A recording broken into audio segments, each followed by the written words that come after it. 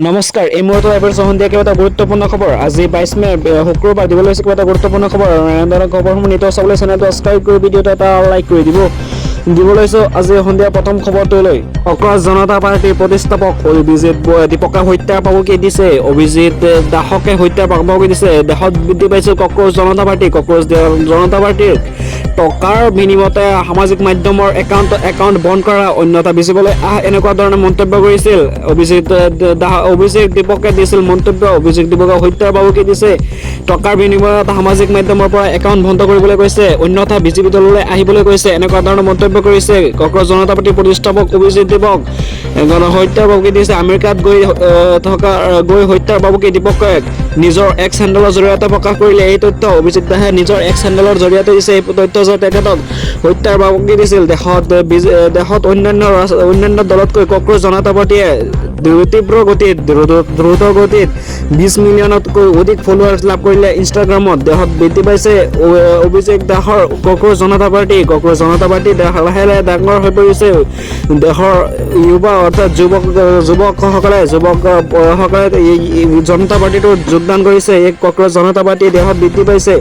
দিবলৈ আন এটা গুৰুত্বপূৰ্ণ খবৰ। অসমৰ মুছলমান তথা ধুবুৰী মুছলমানসকলে লৈছে ডাঙৰ সিদ্ধান্ত। এইবাৰ ভাতৃত্ববোধ অৰ্থাৎ হিন্দু সম্প্ৰদায় অৰ্থাৎ মুছলমান সম্প্ৰদায়ৰ মাজৰ এটা ভাতৃত্ববোধ সম্পৰ্ক ৰাখিবৰ কাৰণে ধুবুৰী মুছলমান ৰাইজে লৈছে ডাঙৰ সিদ্ধান্ত। এইবাৰ কোৰবানী ঈদত গৰু কোৰবানী নিদিয়ে, এনেধৰণৰ মন্তব্য কৰিছে। কিয়নো গৰুক হিন্দুসকলে অৰ্থাৎ সনাতনী হিন্দুসকলে গৰুক, হিন্দু সম্প্ৰদায়ৰ লোকসকলে গৰুক পবিত্ৰ জন্তু বুলি মানে অৰ্থাৎ মাতৃ বুলি সমতুল্য কৰে। সেইবাবে এইবাৰ অসমৰ ধুবুৰীৰ মুছলমান সমাজে লৈছে ডাঙৰ সিদ্ধান্ত। তেখেতসকলে এইবাৰ কোৰবানী ঈদত কোৰবানী হিচাপে গৰুক কোৰবানী নিদিয়ে, এইবাৰ বেলেগ পশু কোৰবানী দিব। গৰুক কোৰবানী নিদিয়ে, অন্যথা গৰুক ৰাষ্ট্ৰীয় পশু বুলি মৰ্যাদা দিব লাগে বুলি মন্তব্য কৰিছিল আৰছাদ মাদানীয়ে।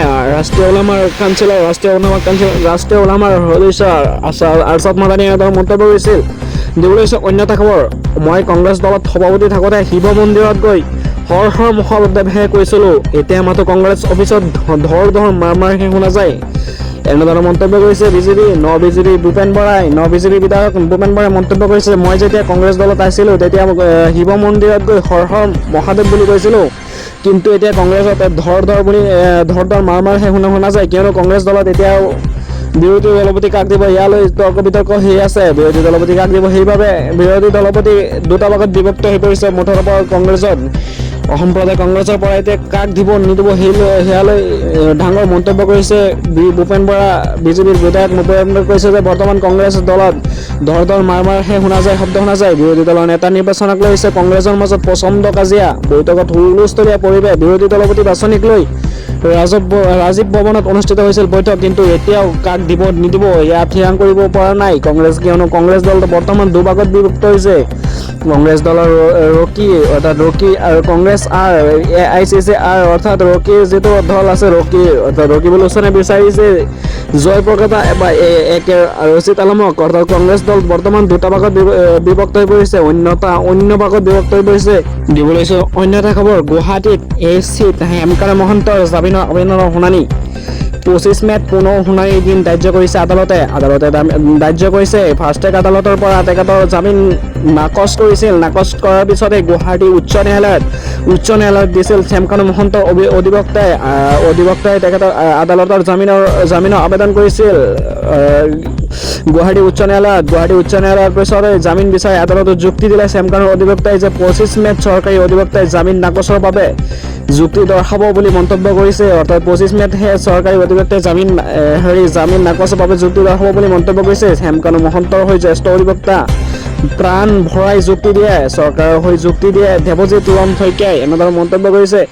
দিবলৈ অন্য এটা খবৰ। দেশজুৰি বৃদ্ধি পাইছে গৰমৰ প্ৰকোপ। হিট ৱেভৰ বাবে আগুৱাই দিয়া হ'ল গৰমৰ বন্ধ। প্ৰকাশ পালে ৰাজ্যভিত্তিক গৰমৰ বন্ধৰ তালিকা। ৰাজস্থানত বন্ধ দি দিছে ইতিমধ্যে 20 জুনলৈকে বন্ধ। আজিৰ পৰা 20 জুনলৈকে বন্ধ দিছে। দেশৰ জুৰি বৃদ্ধি পাইছে যিহেতু গৰমৰ মাজত থাকিব পৰা নাই স্কুলৰ ছাত্ৰ ছাত্ৰীসকলে, গৰমৰ মাজত থাকিব পৰা নাই তেখেতসকলে। আৰু আপোনাৰ যদি গৰমৰ মাজত আপুনি ঘৰৰ ভিতৰত বহি থাকক, আপুনি ঘৰৰ ভিতৰৰ পৰা আপুনি যদি বেছি ঘূৰা মানুহ আছে আপোনাৰ ঘৰত, তেন্তে আপুনি সতৰ্ক হৈ যাওক। কিয়নো দেশৰ বৃদ্ধি পাইছে গৰমৰ প্ৰভাৱ। হিট ৱেভৰ বাবে আগুৱাই দিয়া হৈছে গৰমৰ বন্ধ। এইবাৰ আগতীয়াকৈ দিয়া হৈছে গৰমৰ বন্ধ। পশ্চিমবংগ অৰ্থাৎ ৰাজস্থান আৰু বহুকেইখন ৰাজ্যত ইতিমধ্যে বন্ধ ঘোষণা তালিকা প্ৰস্তুত কৰি দিছে। ৰাজ্যত এতিয়া প্ৰচণ্ড গৰমে বৃদ্ধি পাইছে, গোলকীয় উত্তাপ বৃদ্ধি পাইছে দেশত। দিবলৈ অন্য এটা খবৰ, অখিল গগৈয়ে UCC-ক লৈ বিতৰ্কিত মন্তব্যৰ সৃষ্টি কৰিছে। UCC-ক সমৰ্থন নকৰে অখিল গগৈ। শিৱসাগৰৰ বিধায়ক অখিল গগৈয়ে কৈছে UCC-ক কিয় আনিব লাগে এতিয়া হিন্দু আৰু মুছলমানৰ মাজত ধৰ্ম সাম্প্ৰদায়িক মন্তব্য কৰিছে বিজেপিয়ে। এতিয়া বিজেপিক তেখেতে তীব্ৰ সমালোচনা কৰিছে অখিল গগৈয়ে কৈছে যে UCC কিয় লাগি আছে এতিয়া হৈছে উন্নয়নৰ সময়। দেশত বৃদ্ধি পাইছে ইন্ধনৰ দাম অৰ্থাৎ পেট্ৰল, ডিজেল আৰু অন্যান্য বস্তু সামগ্ৰীৰ দাম দেশত বৃদ্ধি পাইছে। সেইবোৰৰ কথা চিন্তা নকৰি এতিয়া UCC কিয় আনিব লাগে, অৰ্থাৎ বিজেপিয়ে হিন্দু মুছলমানৰ বাবে আৰু একোৱে কথা ক'ব নোৱাৰে। হিন্দু মুছলমান সদায় এতিয়াও কৰি আছে বিজেপিয়ে, এইবোৰ বন্ধ কৰিব লাগে, নহ'লে দেশৰ মূল্য বৃদ্ধি ৰোধ কৰিব লাগে বুলি মন্তব্য কৰিছে শিৱসাগৰৰ বিধায়ক অখিল গগৈয়ে।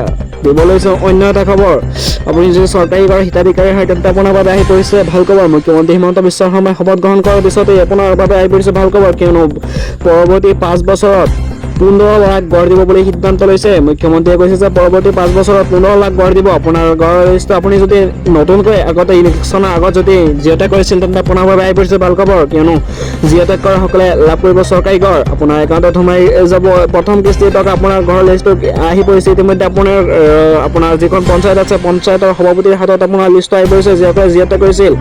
আপুনি যদি জিঅ'টেক কৰিছিল তেন্তে আপুনি এতিয়াই গৈ চেক কৰক আপোনাৰ ঘৰৰ জিঅ'টেক হৈছে নে নাই, আৰু যদি আপুনি কৰা নাই তেন্তে আপোনাৰ বাবে আহি পৰিছে ভাল খবৰ, কিয়নো আপুনি এতিয়া কৰিব পাৰিব জিঅ'টেক।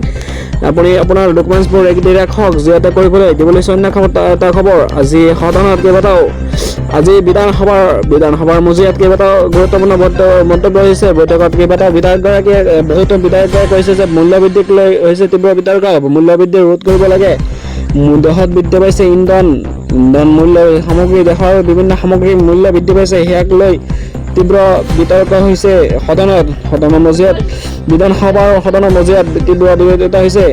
মূল্যবৃদ্ধিক ৰোধ কৰিব লাগে বিজেপি চৰকাৰে বুলি মন্তব্য কৰিছে বহুতো বিধায়কসকলে। দিবলৈ অন্য এটা খবৰ, বিজেপি চৰকাৰ গঠন কৰাৰ পিছতে অসম আৰু পশ্চিমবংগত লৈছে ডাঙৰ সিদ্ধান্ত। পশ্চিমবংগ আৰু অসমৰ পৰা যিসকলে অনুপ্ৰৱেশকাৰী আছে, বাংলাদেশী আছে, মিয়া মুছলমান আছে, তেখেতসকলক সোনকালে শীঘ্ৰেই উচ্ছেদ কৰিব। তেখেতসকলে যিসকলে বেদখল কৰি ৰাখিছে মাটিবোৰ, অসমীয়াৰ ভূমি যিসকলে চৰকাৰী মাটিত আছে তেনে লোকসকলক শীঘ্ৰেই চলিব বুলডোজাৰ ঘৰ বাৰী ভাঙি দিয়া হ'ব। আপোনাৰ যদি চৰকাৰী ঘৰ বা চৰকাৰী মাটি দখল কৰি ৰাখিছে, বেদখলকাৰী হাতৰ পৰা মুক্ত কৰিব অসম চৰকাৰ আৰু পশ্চিমবংগৰ চৰকাৰ। পশ্চিমবংগৰ মুখ্যমন্ত্ৰী শুভেন্দু অধিকাৰীয়ে লৈছে ডাঙৰ সিদ্ধান্ত। পশ্চিমবংগৰ পৰা এটা বাংলাদেশে হাৰি যাব নোৱাৰিব, এতিয়াৰ পৰা ল'ব ডাঙৰ সিদ্ধান্ত।